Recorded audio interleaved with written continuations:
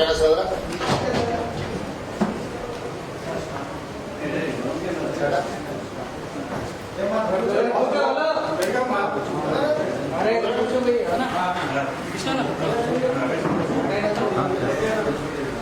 Media మిత్రులకు నమస్కారం. శాసన మండలి ఎన్నికల ప్రచారం మొదలైన తర్వాత టిఆర్ఎస్ పార్టీ ప్రధానంగా ఐటీ శాఖ మంత్రి కేటీఆర్ గారు వివిధ అంశాలను లేవనెత్తడం జరిగింది. అందులో ప్రధానంగా ఐటీఐఆర్ కేంద్ర ప్రభుత్వం అనుమతులు రద్దు చేసింది, తెలంగాణకు తీరని అన్యాయం జరిగిందని చెప్పి 2021 ఇప్పుడు రాసింది లేఖ. ప్రధానంగా ఇన్ఫర్మేషన్ టెక్నాలజీ ఇన్వెస్ట్మెంట్ రీజియన్ని 2013 యూపీఏ ప్రభుత్వం, యూపీఏ చైర్పర్సన్ శ్రీమతి సోనియా గాంధీ గారు, మన్మోహన్ సింగ్ గారు ప్రధానమంత్రి ఉన్నప్పుడు హైదరాబాద్కి గెజెట్ నోటిఫై చేయడం ద్వారా మంజూరు చేయడం జరిగింది. ఈ ఐటీఐఆర్ కారిడార్ని 2008 ఐటీఈఎస్ పాలసీ కింద తెలంగాణ రాష్ట్రాన్ని అభివృద్ధి పథం వైపు నడిపించడానికి ప్రపంచ దేశాలలో ఉన్న ఐటీ కంపెనీలలో పెట్టుబడులు పెట్టే సంస్థలను ఆకర్షించడానికి తెలంగాణ రాష్ట్రంలో ప్రధానంగా ఈ ఐటీఐఆర్ కారిడార్ ద్వారా 2,19,000 కోట్ల రూపాయల ఇన్వెస్ట్మెంట్ ఆకర్షించడానికి అవసరమైన అక్కడ వసతులు ఏర్పాటు చేసి ఈ ఇన్వెస్ట్మెంట్ తీసుకొస్తే 15 లక్షల ప్రత్యక్ష ఉద్యోగాలు, 55 లక్షల పరోక్ష ఉద్యోగ అవకాశాలు కల్పించడానికి అవకాశం ఉండే. దీనికి సంబంధించి ఆనాటి ఉమ్మడి రాష్ట్రంలో డీటెయిల్ ప్రాజెక్ట్ రిపోర్టు ద్వారా తేల్చింది ఏంటంటే 13,000 కోట్ల రూపాయలు పెట్టి దీనికి సంబంధించిన మౌలిక వసతులు ఏర్పాటు చేస్తే 2,19,000 కోట్ల రూపాయల పెట్టుబడులను ఆకర్షించి తద్వారా 15 లక్షల మందికి ప్రత్యక్ష ఉద్యోగాలు, 55 లక్షల మందికి పరోక్ష ఉద్యోగాలు ఇవ్వడానికి అవకాశం ఉంది అని చెప్పింది. ఆ తర్వాత తెలంగాణ రాష్ట్రం ఏర్పడ్డది. తెలంగాణ రాష్ట్రం ఏర్పడిన తర్వాత దీన్ని వేగంగా ముందుకు తీసుకెళ్లాల్సిన టిఆర్ఎస్ ప్రభుత్వం ఏమాత్రం పట్టించుకోక, కేంద్ర ప్రభుత్వానికి ప్రతిపాదనలు పంపక, కేంద్ర ప్రభుత్వం అడిగిన సమాచారాన్ని ఇవ్వక ఈరోజు తెలంగాణ రాష్ట్రంలో దాదాపుగా 2,20,000 కోట్ల రూపాయల పెట్టుబడులను పోగొట్టడమే కాకుండా ప్రత్యక్షంగా 15 లక్షల ఉద్యోగాలు, పరోక్షంగా 55 లక్షల ఉద్యోగాలు, అంటే మొత్తము 70 లక్షల మందికి ప్రత్యక్ష పరోక్షంగా ఉద్యోగ అవకాశాలను కల్పించాల్సిన అవకాశాన్ని చేతుల రాష్ట్ర ప్రభుత్వము కేటీఆర్ యొక్క అసమర్థత వల్ల ఇది జారవిడుచుకోవడం జరిగింది. దీనికి సంబంధించి కొత్త ప్రభాకర్ రెడ్డి టిఆర్ఎస్ ఎంపీ పార్లమెంటులో స్పష్టంగా కేంద్ర ప్రభుత్వాన్ని ప్రశ్నించడం జరిగింది. జూలై 3, 2019 నాడు ఇచ్చిన సమాధానంలో స్పష్టంగా minister of information and technology, electronics and communication మంత్రి గారు ఇచ్చిన పార్లమెంట్కి ఇచ్చిన సమాధానం జనవరి 11, 2017 నాడు కేంద్ర ప్రభుత్వం ముఖ్యంగా ministry of information technology and electronics communication minister గారు, railway minister, road and transport minister, electronics and communication department and IT department వీళ్ళనే కాకుండా తెలంగాణ రాష్ట్ర ప్రభుత్వానికి సంబంధించిన అధికారులతోని సమీక్ష చేసి జనవరి 7, 2017 నాడు స్పష్టంగా నిర్దిష్టమైన ప్రతిపాదనలను రాష్ట్ర ప్రభుత్వానికి తెలియజెప్పడం జరిగింది. మీరు ఈ మౌలిక వసతుల ఏర్పాటుకు సంబంధించి ఇక్కడ పరిశ్రమల పెట్టుబడుల గురించి దీనికి సంబంధించిన డీటెయిల్ ప్రణాళికతో పాటు కేంద్ర ప్రభుత్వం నుంచి అందించాల్సిన సహకారము నిధుల గురించి పూర్తి స్థాయి వివరాలను కేంద్ర ప్రభుత్వానికి సంబంధిత మంత్రిత్వ శాఖలకు వివరాలను మీరు అందించండి అని చెప్పి జనవరి 2017 నాడు ఈ ఉమ్మడి సమీక్షా సమావేశంలో స్పష్టంగా తెలంగాణ రాష్ట్ర ప్రభుత్వానికి తెలియజెప్పడం జరిగింది. Ministry of information technology and electronics communication minister, road transport minister, railways minister and Telangana state government వీళ్ళందరూ కలిసి సమీక్ష చేసి తెలంగాణ రాష్ట్రానికి యూపీఏ ప్రభుత్వం మంజూరు చేసిన ఐటీఐఆర్ కారిడార్ కు సంబంధించి మీరు సంపూర్ణమైన వివరాలను అందించండి. ఈ సంపూర్ణమైన వివరాలు అందిస్తే మేము అనుమతులు ఇవ్వడమే కాకుండా సంబంధిత నిధులను రిలీజ్ చేయడానికి మేము సిద్ధంగా ఉన్నామని చెప్పి స్పష్టంగా 2019 ఇచ్చిన సమాధానంలో చెప్పడం జరిగింది. వీళ్ళు ఈ సమాధానాన్ని కేంద్ర ప్రభుత్వానికి ఇవ్వకపోవడం వల్ల ఇప్పుడు ఈ ఐటీఐఆర్ కారిడార్ క్లోజ్ చేసిన మేము ఈ రోజు వరకు కూడా కేంద్ర ప్రభుత్వము రాష్ట్ర ప్రభుత్వం నుంచి ఎలాంటి ప్రతిపాదనలను రాలేదు అని చెప్పి 2019 ఇచ్చిన సమాధానాన్ని దీనికి ఇచ్చిన పార్లమెంటు ద్వారా. అదేవిధంగా సేమ్ ఇదే కొత్త ప్రభాకర్ రెడ్డి 7 ఫిబ్రవరి 2018 నాడు ఇంకొక ప్రశ్న వేసింది. రాష్ట్ర ప్రభుత్వం ఇంకేమైనా నూతన ప్రతిపాదనలు ఐటీఐఆర్ కారిడార్ కు సంబంధించి రిప్రజెంటేషన్స్ కానీ ఏమైనా ప్రతిపాదనలు కానీ ఇచ్చిందా? ఈ ప్రతిపాదనలకు సంబంధించి మీరేమైనా నిధులను విడుదల చేసిందా? ఒకవేళ ఈ ప్రతిపాదనలు ఈ నిధుల విడుదల ఒకవేళ జాప్యం అయితే దీనికి కారణం ఏంటని చెప్పి 2018లో కూడా సేమ్ కొత్త ప్రభాకర్ రెడ్డి గారే ప్రశ్నించారు. అప్పుడు కేంద్ర ప్రభుత్వము మేము ఎలాంటి ప్రతిపాదనలు రాష్ట్ర ప్రభుత్వం నుంచి రాలేదు, రాష్ట్ర ప్రభుత్వం ఎలాంటి ప్రతిపాదనలు ఇవ్వకపోవడం వల్ల ఈ ఐటీఐఆర్ పాలసీని క్లోజ్ చేసామని చెప్పి స్పష్టంగా 2018 ఫిబ్రవరి 7 తారీఖు నాడు సమాధానం ఇచ్చిండ్రు. అంటే ఇక్కడ తెలంగాణ సమాజం చూడాల్సింది మీడియా మిత్రులకు 2018 పార్లమెంటులో ఇచ్చిన సమాధానాన్ని, అదేవిధంగా 2019లో పార్లమెంట్లో ఇచ్చిన సమాధానాన్ని. ఈ రెండు ప్రశ్నలు అడిగింది టిఆర్ఎస్ పార్లమెంట్ సభ్యుడు కొత్త ప్రభాకర్ రెడ్డి గారు అడిగారు. కొత్త ప్రభాకర్ రెడ్డి గారికి కేంద్ర ప్రభుత్వము ఇన్ఫర్మేషన్ టెక్నాలజీ మంత్రిత్వ శాఖ పార్లమెంటు ద్వారా నిర్దిష్టమైన సమాధానాన్ని ఇచ్చింది.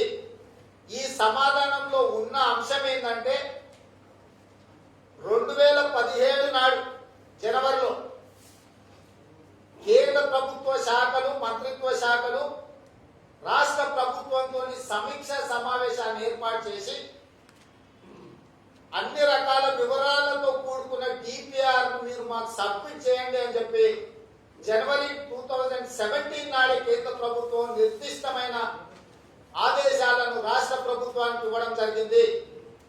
2017 జనవరిలో కేంద్ర ప్రభుత్వం అడిగిన సమాచారాన్ని రాష్ట్ర ప్రభుత్వం ఇవ్వకపోవడం వల్ల కనీసం రిప్రజెంటేషన్స్ కూడా డిపిఆర్ సంగతి పక్కన పెట్టారు.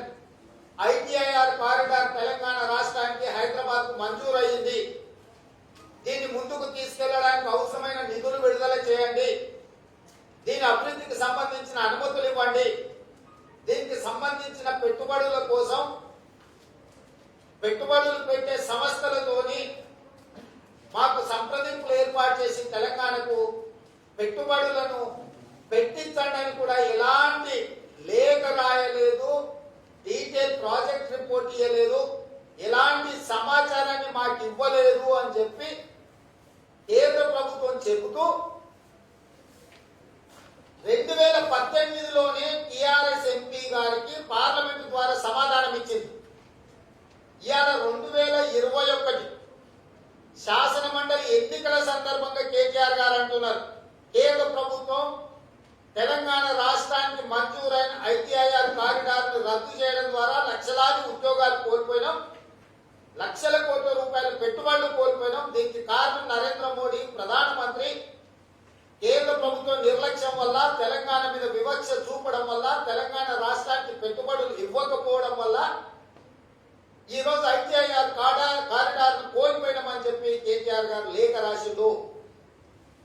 దానికి సంబంధించిన వివరాలని 2017 సమీక్ష సమావేశం తర్వాత మీరు ఎలాంటి సమాచారం ఇవ్వకపోవడం వల్ల, ఎలాంటి వివరాలు కేంద్ర ప్రభుత్వానికి ఇవ్వకపోవడం వల్ల 2018లోనే 2018 ఫిబ్రవరికే ఈ ఐటీఐఆర్ కారిడార్ క్లోజ్ చేసేసింది కేంద్ర ప్రభుత్వం.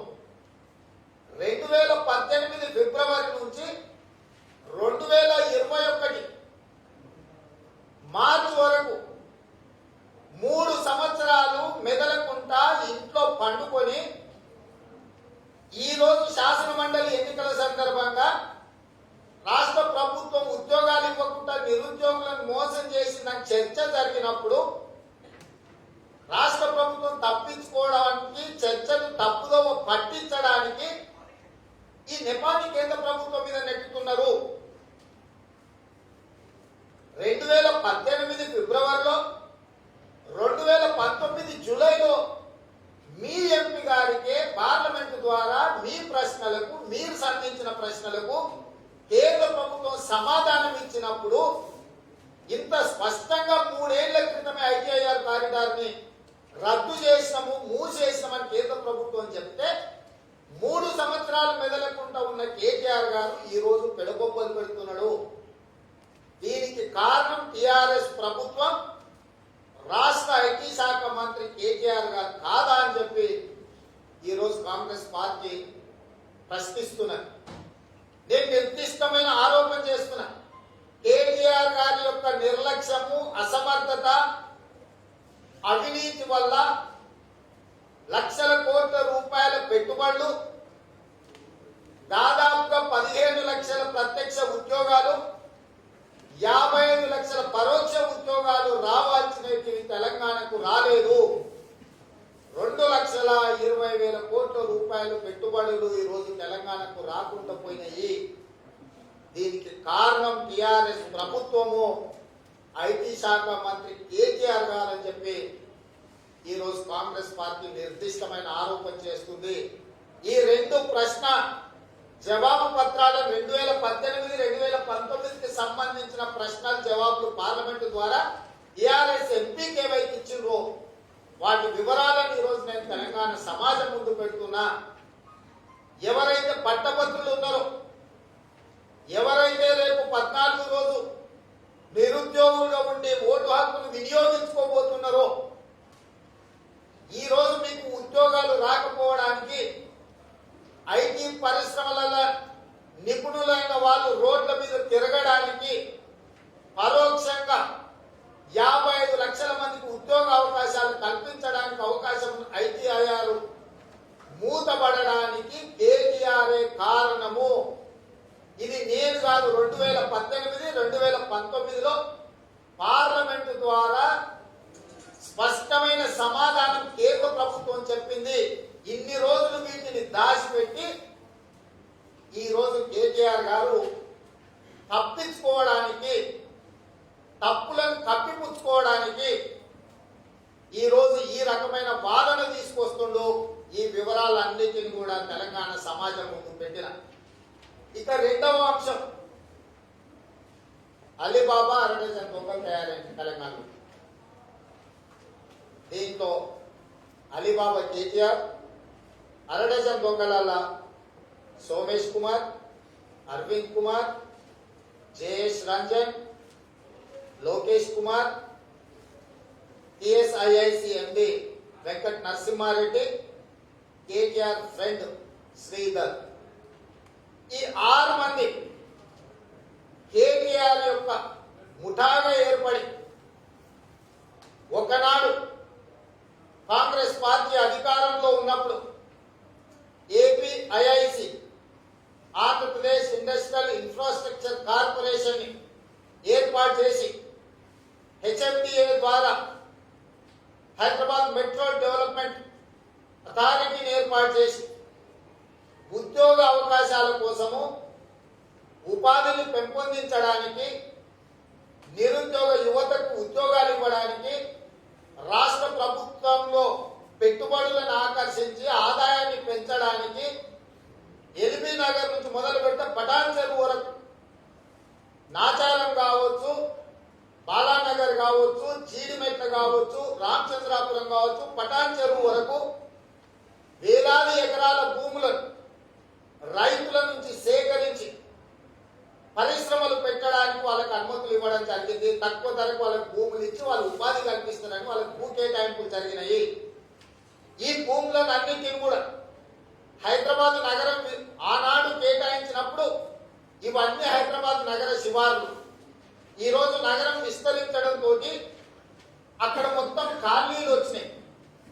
కాలనీలు వచ్చినప్పుడు సబ్సిడీ ధరల మీద తక్కువ ధరలకు పరిశ్రమలు పెడుతున్నారని పరిశ్రమలను ప్రోత్సహించడానికి వేలాది ఎకరాల భూములు ప్రైవేట్ పెట్టుబడిదారులకు భూములు కేటాయించి అక్కడ పరిశ్రమలు స్థాపించడం వల్ల ఈరోజు ఆ ప్రాంతం అంతా రెసిడెన్షియల్ కాలనీస్ రావడంతో కాలుష్యం వస్తుంది. కాలుష్యాన్ని తగ్గించడానికి, కాలనీలలో ఉన్న కాలుష్య పరిశ్రమలను సిటీ బయటకు తరలించడానికి ఈ పరిశ్రమలకు అన్నింటి కూడా 2015లో ఒక జీవో ఇచ్చి ఒక వెసులుబాటు ఇచ్చింది. పరిశ్రమల కోసం రాష్ట్ర ప్రభుత్వం కేటాయించిన భూములను ఇక్కడ ఉండే కాలుష్యాన్ని వెదజల్లే పరిశ్రమలను నగర శివార్లు ఇతర ప్రాంతాలకు తరలిస్తే ఈ భూములలో ఐటీ కంపెనీలు ఆఫీసులు కట్టుకోవడానికి అనుమతిస్తామని చెప్పి ప్రభుత్వం ఒక విధానపరమైన నిర్ణయం తీసుకున్నది. అంటే ఈ నిర్ణయం ఏంటంటే ఒకప్పుడు ఉద్యోగాల కోసం పరిశ్రమలు ఎట్లయితే పెట్టిందో ఈ పరిశ్రమలు కాలుష్య పరిశ్రమలు కాలనీలకు వచ్చినాయి కాబట్టి వీటిని ఊరు బయటకు తరలించుకుంటే ఇక్కడ మీకున్న ఆనాడు అక్కువకు సక్కువకు కేటాయించిన భూములు ఇవాళ కోట్ల రూపాయలకి ఎకరాలకు ఉన్నాయి కాబట్టి ఇందులో మీరు ఐటీ పరిశ్రమలు పెట్టుకుంటే భూ బదలాయింపు చేస్తామని చెప్పి జీవో తీసుకొచ్చింది. దాంట్లో భాగంగా చాలా మంది పరిశ్రమల వాళ్ళు ఈ భూములను ఐటీ కంపెనీలకు అమ్ముకున్నారు. ఐటీ కంపెనీలను పెడితే మళ్ళీ వేలాది మంది ఐటీ నిపుణులకు ఉద్యోగాలు వస్తాయనేది ప్రభుత్వం యొక్క ఉద్దేశం. పరిశ్రమల నుంచి భూ వినియోగ మార్పిడి ఐటీ కంపెనీలకు వచ్చి ఇప్పుడు ఈ ఐటీ కంపెనీలను మొత్తాన్ని అపార్ట్మెంట్ల కింద మారుస్తున్నారు. అంటే ప్రధానమైన ఆనాడు పరిశ్రమల కోసం కేటాయించిన భూసేకరణ, పరిశ్రమల కోసం పేద రైతుల నుంచి భూములు తీసుకొని పరిశ్రమలు పెట్టి ఉపాధి ఉద్యోగాలు కల్పించడానికి తీసుకున్న భూములను కాలుష్యం పేరు మీద మొదట వాటిని తరలించారు. ఈ భూములను ఐటీ కంపెనీల కింద మార్చుకోవడానికి అనుమతించారు. ఐటీ కంపెనీల అనుమతి వచ్చిన తర్వాత కంప్లీట్ గా రియల్ ఎస్టేట్ ఏజెంట్లతో కుమ్ముక్కై ఒక ముఠాగా ఏర్పడి వీటిని ఇప్పుడు అపార్ట్మెంట్స్ కింద కన్వర్ట్ చేస్తున్నారు. ఎవ్రీడే ఒక పరిశ్రమకు నోటీస్ ఇవ్వడం, ఐటీ కంపెనీల కింద మార్చడం, ఐటీ నుంచి రెసిడెన్షియల్ అపార్ట్మెంట్స్ కింద మార్చి ఐటీ కంపెనీ పరిశ్రమల భూముల విలువలను అక్కువ సరుకు కేటీఆర్ ముఠా కొనుక్కొని వాటిని భూ వినియోగ మార్పిడి చేయడం ద్వారా 30 ఫ్లోర్లు ఒక్కొక్క ఎకరాకు 3 లక్షల నుంచి 5 లక్షల స్క్వేర్ ఫీట్ అపార్ట్మెంట్స్ అనుమతులు ఇచ్చి హై డెన్సిటీ పాపులేషన్ ఉన్న దగ్గర ఒక 25 ఎకరాలు భూమి ఉన్నదంటే 1.5 స్క్వేర్ ఫీట్ అంటే ఒక పెద్ద ఊరు ఒక 5 ఎకరాలలో కట్టేస్తూ 40 ఫ్లోర్లు 30 ఫ్లోర్ల అపార్ట్మెంట్లకు అనుమతించి దీనికి కొద్దిమంది అధికారులను ఒక ముఠా ఏర్పాటు చేసింది కేటీఆర్. దాంట్లో Kumar, Arvind Kumar, JS Ranjan, Lokesh Kumar municipal commissioner, Venkata Narasimha Reddy TS IIC MD and friend ఒక ఆయన Sridhar, Somesh Kumar chief secretary, Somesh Kumar RERA chairman, Somesh Kumar CCLA commissioner. ఇంకెన్నెన్నో పోస్టులు ఉన్నాయని అంటే ఇక్కడ ఒక ప్రతిపాదన ఈయననే పెడతాడు సిసిఎల్ఏ కమిషనర్ కింద. రేరా చైర్మన్ అక్కడ పోయి కూర్చొని ఆ టేబుల్ ఇతర టేబుల్ కూర్చొని ఇది పెడతాడు, అవతలి కూర్చొని అది సంతకం పెడతాడు. ప్రతిపాదన ఈయనే పెడతాడు సిసిఎల్ఏ కమిషనర్ గా. రేరా చైర్మన్ ఆయన్ని అనుమతిస్తాడు. అరవింద్ కుమార్ హెచ్ఎండిఏ కమిషనర్ గా ఒక ప్రతిపాదన పెడతాడు. ఎంయూడి ప్రిన్సిపల్ సెక్రటరీగా దాన్ని ఆమోదిస్తాడు. జేఎస్ రంజన్ టిఎస్ఐఐసి ప్రిన్సిపల్ సెక్రటరీకి ఒక ప్రతిపాదన పంపిస్తాడు. ఇంకో పోస్ట్ కూర్చొని దానికి అనుమతిస్తాడు.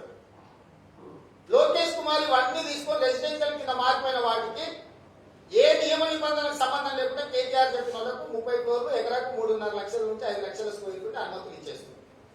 వీటందరినీ ఈ ముఠాను కోఆర్డినేట్ చేయడానికి మెంబర్ సెక్రటరీగా శ్రీధరన్ కేటీఆర్ ఫ్రెండ్ పెట్టుకున్నాడు. అలీబాబా కేటీఆర్ అరడజన్ దొంగలు కలిసి ఆనాడు ఏ ఉద్దేశంతోనైతే పరిశ్రమల కోసం కేటాయించిన భూములను చాకచక్యంగా ఐటీ పరిశ్రమల కింద మారుస్తున్నామని చెప్పి మొదట కన్వర్ట్ చేసుకొని ఐటీ పరిశ్రమల పేరు మీద అనుమతులు తెచ్చుకున్న వాటిని రెసిడెన్షియల్ అపార్ట్మెంట్స్ కింద మార్చి బెంగళూరులో ఉన్న పెద్ద పెద్ద రియల్ ఎస్టేట్ కంపెనీలను ఇక్కడికి రప్పించి ఇక్కడ ఉన్న కేటీఆర్ మిత్రులతోని కొన్ని రియల్ ఎస్టేట్ సంస్థలను ఏర్పాటు చేసి వందలాది ఎకరాల భూములను ఆనాడు పరిశ్రమల కోసం కేటాయించిన వాటిని ఎల్బీ నగర్ లో ఉన్న ఒక పెద్ద కంపెనీ నుంచి మొదలు పెట్ట పటాన్ చెరువులో ఉన్న పెద్ద పెద్ద కంపెనీల వరకు నాచారము, జీడిమెట్ల, బాల్నగరు ఈ పారిశ్రామిక వాడలలో ఉన్న ఒక్కొక్క పరిశ్రమకు కేటాయించిన 50 ఎకరాలు, 100 ఎకరాలు, 40 ఎకరాలు, 30 ఎకరాలను మొత్తం మామూలుగా దండుపాలెం పూట సినిమా చూసి ఉంటారు. దండుపాలెం మొదటి పూట పోయి రెక్కి చేసుకొస్తారు. అడుక్కునే వాళ్ళలాగా, ఇళ్లలో పనిచేసే వాళ్ళలాగా ఖాళీలు అన్ని తిరిగి ఏ ఇళ్లలో దొంగతనం చేయొచ్చో దండుపాలెం పూట గుర్తిస్తుంది. గుర్తించిన తర్వాత రాత్రికి వచ్చి దాడి చేసి దారుణంగా హతమార్చి అన్ని కొనుక్కోతుంటారు. ఈ దండుపాలెం పూట టిఎస్ఐఐసి ద్వారా, హెచ్ఎండిఏ ద్వారా ఈ 50-60 సంవత్సరాల కాలంలో కేటాయించిన భూములు, పెద్ద పెద్ద భూముల వివరాలు తీసుకొని ఇప్పుడు ఆ పరిశ్రమలు కాలుష్యం ఉన్నాయి కాబట్టి వాటిని మూసేయని నోటీస్ ఇచ్చి ఆ పరిశ్రమలను ఊరిపైకి తరలించమని చెప్పి ఆ పరిశ్రమల మీద ఒత్తిడి తెచ్చి ఆ పరిశ్రమలు తరలించాల్సిన సందర్భం వచ్చినప్పుడు ఇంకొక ఆయన పోయి నేను భూమి కొనుక్కుంటా నాకు అగోసాకొచ్చి అని ఇంకొక ఆయన పోయి వాళ్ళ దగ్గర ఒక ఒప్పందం చేసుకొని దాన్ని ఇక్కడికి వచ్చేసి పరిశ్రమల నుంచి ఐటీ పరిశ్రమ మారుస్తున్నామని చెప్పి మొదటి స్టేజ్, ఐటీ పరిశ్రమ నుంచి అపార్ట్మెంట్స్ మారుస్తున్నామని రెండో స్టేజ్. అప్పుడు బెంగళూరుకు సంబంధించిన రియల్ ఎస్టేట్ కంపెనీలను పిలిపించి అనుమతుల నుంచి భూ వినియోగ మార్పిడి, భూమి కొనుగోలు, భూ వినియోగ మార్పిడి, ఇందులో అనుమతులు ఇవన్నీ మేమే సింగిల్ విండో కింద పైలట్ చేస్తామని చెప్పి శ్రీధర్ అనేవాడు వస్తాడు. ఈ అన్నిటికీ అంటే దొంగలు తీసుకొచ్చిన దాన్ని అమ్మకానికి ఒకడు ఉన్నాడు. ఇలా ఆ కాకి సినిమాలో మొత్తం అంతా వాళ్ళు ముఠా దొంగతనాలు చేసుకొచ్చినాక అమ్ముకొచ్చేటోడు ఒకడు ఉంటాడు గిరిదావర్. వాడు ప్రభుత్వ ఉద్యోగం ఉంటాడుగా మొత్తం వాళ్ళ జాగ్రత్త కలిసి దొంగతనాలు చేసుకొచ్చిన వాటిని అమ్మనికి. దానికి శ్రీధర్ అని కేటీఆర్ ఫ్రెండ్లు పెట్టి ఇవాళ ఈ దోపిడీలకు పాల్పడుతున్నారు. ఎందుకు ఈ సందర్భంగా చెప్తున్న ఈ అంశాన్ని అని అంటే ఉద్యోగ అవకాశాలు కొత్తవి కల్పించకపోయారు. గతంలోనే ఉద్యోగాలు కల్పిస్తారని పరిశ్రమల కోసం కేటాయించిన భూములను కంపెనీలను ఎత్తేపించి ఉద్యోగాలు రద్దు చేయించి భూ వినియోగ మార్పిడి చేసి ఆనాడు రైతుల నుంచి తక్కువ తీసుకొని ఉద్యోగాలు కల్పిస్తున్న భూములను ఇవాళ రియల్ ఎస్టేట్ కంపెనీలకు తెగ నమ్ముకుంటున్నారు వీళ్ళు. తద్వారా కూడా వేలాది మంది ఉద్యోగస్తులు రోడ్డు మీద పడుతున్నారు. ఈ కేటీఆర్, సోమేష్ కుమార్, అరవింద్ కుమార్, జేఎస్ రంజన్, లోకేష్ కుమార్, వెంకట నరసింహారెడ్డి, శ్రీధర్ ఈ అలీబాబా అరడజన్ దొంగలు కలిసి ఈ పరిశ్రమల కోసం కేటాయించిన భూములను రియల్ ఎస్టేట్ కంపెనీలకు తెగ నమ్ముకుంటుండ్రు. కాగితాలు పెట్టేది, దరఖాస్తు పెట్టేది వీళ్ళే, అనుమతించేది వీళ్ళే. నేను సూటిగా అడుగుతున్నా, ఇంతమంది ఐఏఎస్ ఆఫీసర్లు ఉన్నప్పుడు సోమేష్ కుమార్ గారు సిసిఎల్ఏ కమిషనర్ ఉంటాడు, చీఫ్ సెక్రటరీ ఉంటాడు, రేరా చైర్మన్ అనేది office of profit. RERA chairman అనేది అటానమస్ బాడీ. అటానమస్ బాడీలో చైర్మన్ ఉన్నప్పుడు ఇంకే ఉద్యోగం ఉండొద్దు. సోమేష్ కుమార్ అన్నాడు Andhra Pradesh IAS officer, non Telangana cadre. Non Telangana cadre officer ని స్టేట్ హెడ్ గా పెట్టడానికి లేదు. Just is on stay. Cat పోయి స్టే తెచ్చుకొని ఆయన కంటే 8 మంది సీనియర్లు ఉన్నా వాళ్ళని కాదని ఆయన సర్వీస్ లో 7 సంవత్సరాలు ఉద్యోగం వదిలేసి బయటికి డెప్యుటేషన్ పోయి ఆయన సర్వీస్ లో 7 సంవత్సరాలు ఉద్యోగమే చేయలేదు. ఈ 7 సంవత్సరాలు తొలగిస్తే ఆయన ప్రిన్సిపల్ సెక్రటరీ క్యాడర్ కూడా హోదా రాదు. అలాంటి సోమేష్ కుమార్ ను ఈ దుర్మార్గాలన్నీ చేయడానికి చీఫ్ సెక్రటరీగా, రేరా చైర్మన్ గా, సిసిఎల్ఏ కమిషనర్ గా, ఇంకా రకరకాల పోస్టులు, జిఎస్టీ ఇంకేవేవో పోస్టులు, ఆయన చాలా పోస్టులు ఉన్నాయి. సేమ్ అరవింద్ కుమార్ కూడా హెచ్ఎండిఏ కమిషనర్ ఉంటాడు, ఎంయూడి ప్రిన్సిపల్ సెక్రటరీ ఉంటాడు. జేఎస్ రంజన్ ఒక 4 పోస్టులు. ఇట్లా కొద్ది మందిని అధికారులను ఒక ముఠాగా ఏర్పాటు చేసి కేటీఆర్ ఈ రాష్ట్రాన్ని వేలాది కోట్ల రూపాయలను కొల్లగొడుతున్నాడు. లక్షలాది ఉద్యోగాలు కల్పించి పరిశ్రమలు ఏర్పాటు చేయడం కోసం కేటాయించిన భూములను ఎల్బీ నగర్ పరిశ్రమల నుంచి మొదలు పెట్ట పటాన్ చెరువు వరకు ఈ మధ్యలో పారిశ్రామిక వాడలలో ఉన్న భూములను అన్నింటిని కూడా భూ వినియోగ మార్పిడిని తనకు అనుకూలంగా మార్చుకొని ఆ కంపెనీలు ఒత్తిడి తీసుకొచ్చి అకోసకో కొనుక్కొని వాటిని అన్నిటి కూడా బెంగళూరు రియల్ ఎస్టేట్ సంస్థలకు అమ్ముతున్నారు. వాటి వివరాలు అన్నింటిని కూడా తొందరలో బయట పెడతా. ఎందుకు ఈ సందర్భంగా చెప్తున్నా అంటే ఐటీఐఆర్ అనే పరిశ్రమ కేటీఆర్ గారి నిర్లక్ష్యం వల్ల, కేంద్ర ప్రభుత్వానికి ఎలాంటి ప్రతిపాదనలు ఇవ్వకపోవడం వల్ల ఇవాళ ఐటీఐఆర్ రద్దయింది. ఇప్పటి వరకు కేటీఆర్ ఏదైతే వాదన చేస్తుందో కేంద్ర ప్రభుత్వం మోసం చేసింది, వంచింది, లేకపోతే కేంద్ర ప్రభుత్వం అనుమతులు ఇవ్వలేదు అనేది అయితే చెప్పిండో అది 100% తప్పు. 2018 ఫిబ్రవరిలో కొత్త ప్రభాకర్ రెడ్డి గారికి ఇచ్చిన సమాధానాన్ని, అదేవిధంగా 2019 జూలైలో అదే కొత్త ప్రభాకర్ రెడ్డి గారికి పార్లమెంట్ లో ఇచ్చిన 2 సమాధాన పత్రాలను మీడియా మిత్రులకు నేను ఇచ్చిన కేటీఆర్ యొక్క దొంగ అని అరిసినట్టుగా చేసిన తప్పిదాలను కప్పిపుచ్చుకోవడానికి నిరుద్యోగ యువత నిలదీస్తున్నది. ఆ నిరుద్యోగ యువత నిలదీస్తుంటే తప్పించుకోవడానికి తప్పుడు వాదనలు తీసుకొచ్చి ప్రజల్ని మభ్యపెడుతుండు. కాబట్టి ఈరోజు రాష్ట్ర ప్రభుత్వాన్ని, కేంద్ర ప్రభుత్వాన్ని నిలదీయాలంటే ఈ శాసన మండలి ఎన్నికలలో కాంగ్రెస్ పార్టీని గెలిపించాలి. ఈ రోజు ఉన్న అభ్యర్థులను చూడండి. హైదరాబాద్ రంగారెడ్డి మహబూబ్ నగర్ శాసన మండలి ఎన్నికలల్లా రామచంద్రరావు గారు, వాణిదేవి గారు, నాగేశ్వర్ గారు, చిన్నారెడ్డి గారు ఉన్నారు. వాణిదేవి గారు ఆవిడ కాంగ్రెస్ సర్పంచ్ నుంచి ప్రధానమంత్రి చేసిన పివి నరసింహారావు గారి కూతురు కాంగ్రెస్ వ్యతిరేకంగా పోటీ చేస్తుందంటే పివి నరసింహారావు గారి ఆత్మ క్షోభిస్తుంది. నీ తండ్రి బతుకున్నంత కాలం కాంగ్రెస్ పార్టీ ఆశయాలను, కాంగ్రెస్ పార్టీని అధికారంలోకి తీసుకురావడానికి ప్రయత్నం చేసిండు. నీ తండ్రి ఆశయాలకు విరుద్ధంగా ఒక దుర్మార్గుడితోటి, ఒక దురాశ పరులతో జట్టు కట్టడం అనేది వాణిదేవి గారికి మంచిది కాదు, వాళ్ళ కుటుంబ గౌరవానికి మంచిది కాదు. వంగర గ్రామం నుంచి ఎవరెస్ట్ శిఖరం అంత ఎత్తుకు పివి నరసింహారావు గారి యొక్క కీర్తిని కాంగ్రెస్ పార్టీ తీసుకెళ్తే వ్యతిరేకంగా ఎన్నికలలో పోటీ చేయడం వారికి సమంజసం కాదు. రామచంద్రరావు గారికి, అదే విధంగా నాగేశ్వర్ గారికి అవకాశాలు ఇచ్చిండ్రు. వాళ్ళు ఏం పని చేసిండ్రో మీరు చూసిండ్రు. రామచంద్రరావు గారి పరిస్థితి 6 ఏళ్ల తర్వాత మళ్ళీ వచ్చి ఓటు అడుగుతుండ్రు. బుద్ధిమంతుడికి సర్దిగట్ట బొడ్రాయి కాడ ఫోన్ చేసి మళ్ళీ ఇంటికి వచ్చినాక అమ్మ ఆకలి అవుతుంది ఏమనుంటే పెట్టండి. 6 ఏళ్ళు ఏమీ మాట్లాడలే, నోరు కూడా తెవలే. మళ్ళీ రెండోసారి ఓట్లేమని రామచంద్రరావు గారు అడుగుతున్నారు. ఇక నాగేశ్వర్ గారు సైన్యం లేని సైన్యాధిపతి, ఆయన ఒక్కడే.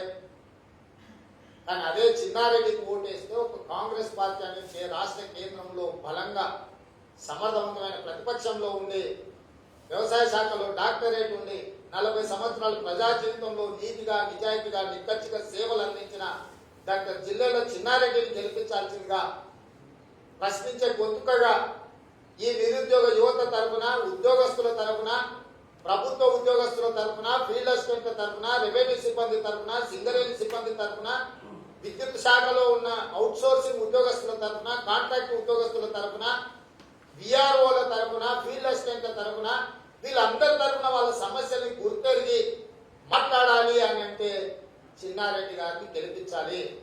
ఈ రోజు చిన్నారెడ్డి గారిని గెలిపించడం ద్వారా అధికార మదంతో కళ్ళు మూసుకుపోయిన రాష్ట్ర కేంద్ర ప్రభుత్వాలకు కనువిప్పు కలిగించాలంటే కాంగ్రెస్ పార్టీ గెలవాలి. రాష్ట్రంలో టిఆర్ఎస్, కేంద్రంలో బీజేపీ అధికారంలో ఉంది. ఈ రెండు పార్టీలకు, ఈ ప్రభుత్వాలకు, ఈ శాసన మండలి ద్వారా ముఖ్యమంత్రి కుర్చీ కూలిపోయేది లేదు, ప్రధానమంత్రి కుర్చీలు ఎక్కేది లేదు. కానీ అదే కాంగ్రెస్ పార్టీ చిన్నారెడ్డి గారు గెలిస్తే సమాజానికి మేలు జరుగుతుంది.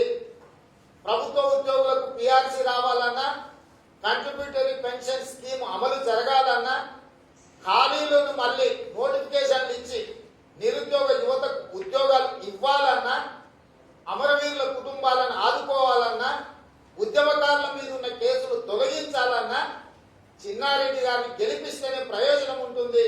చిన్నారెడ్డి గారిని గెలిపించాల్సిందిగా కాంగ్రెస్ పార్టీ పక్షాన స్పష్టంగా ఈ పట్టభద్రులకు నేను విజ్ఞప్తి చేస్తున్నా.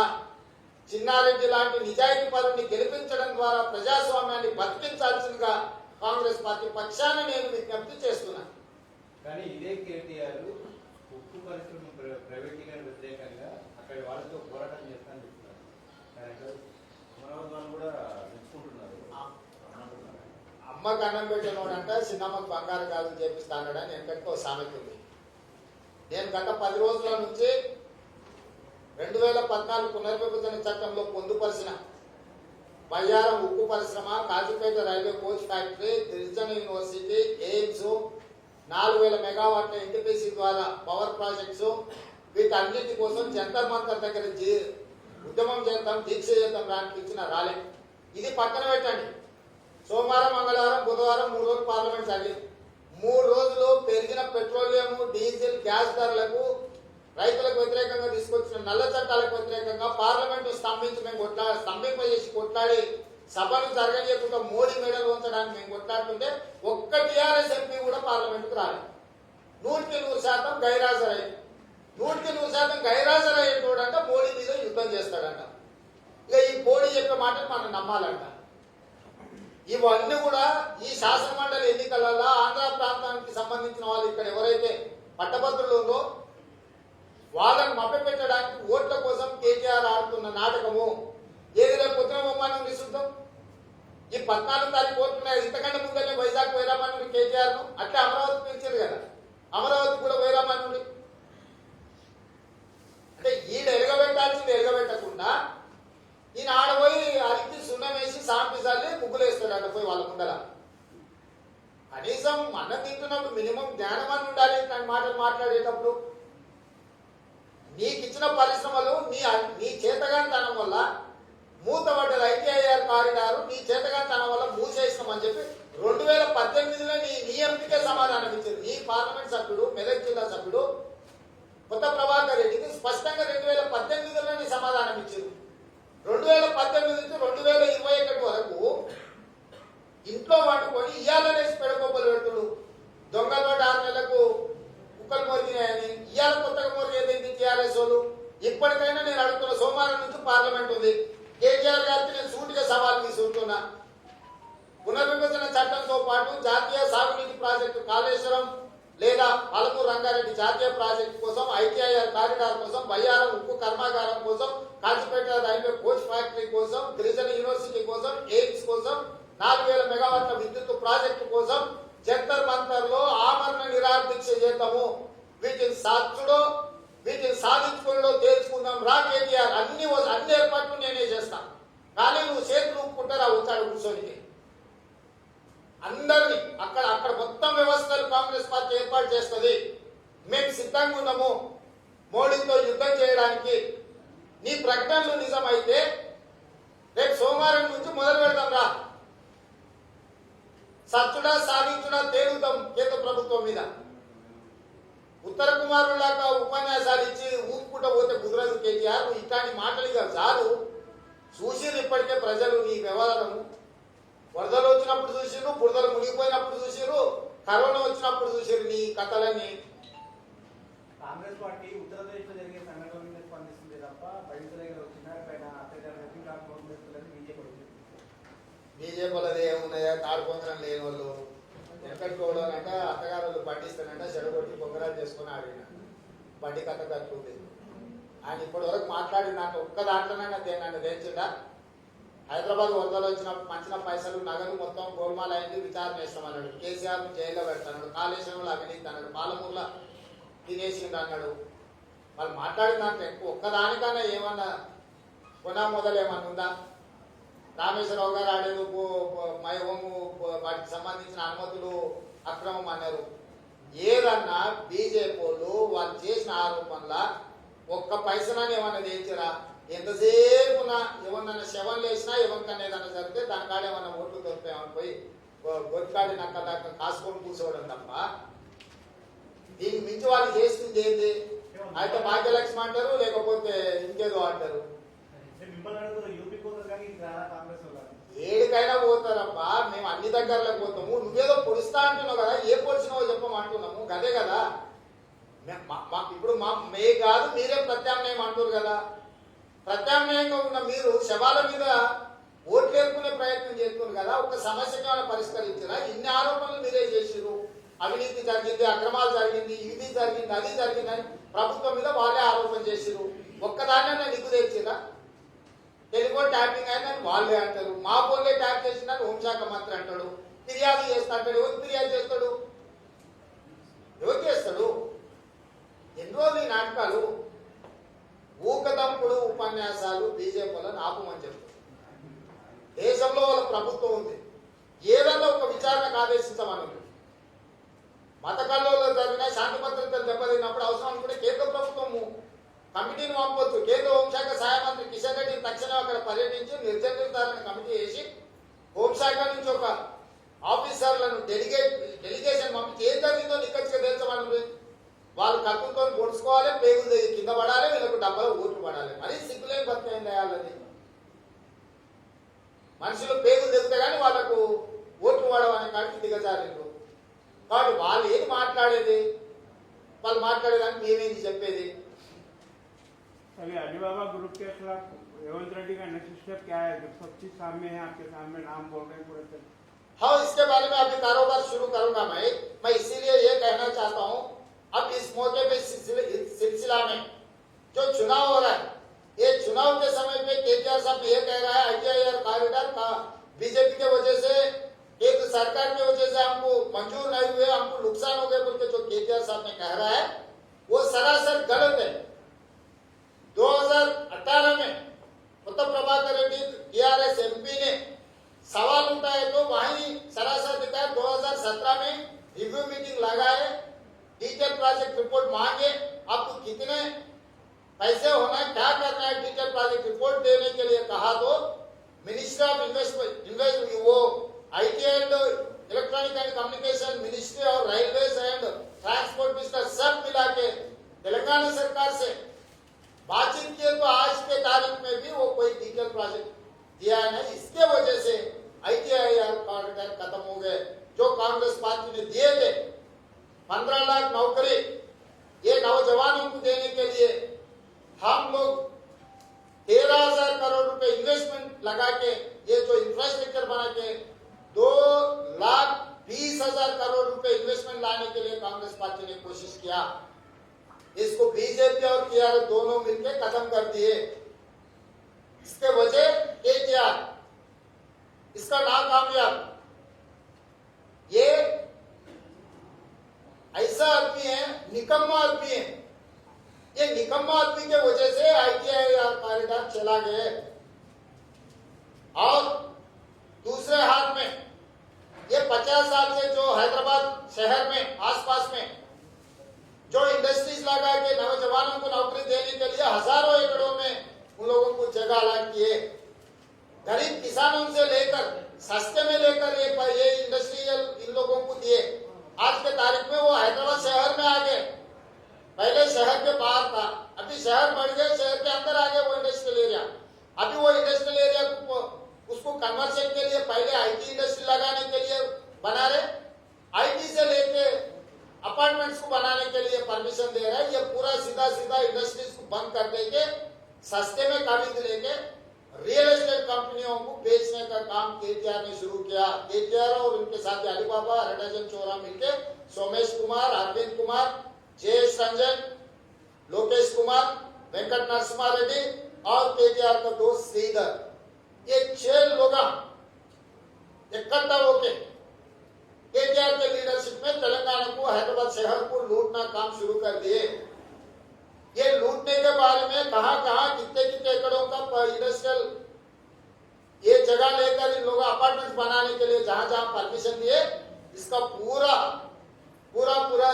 ये सब लोग तेलंगाना आम जनता को मैं बोलूंगा, सब तैयारी कर लो, मसाला तैयार हो रहा है, मसाला झमके लगाऊंगा। Thank you.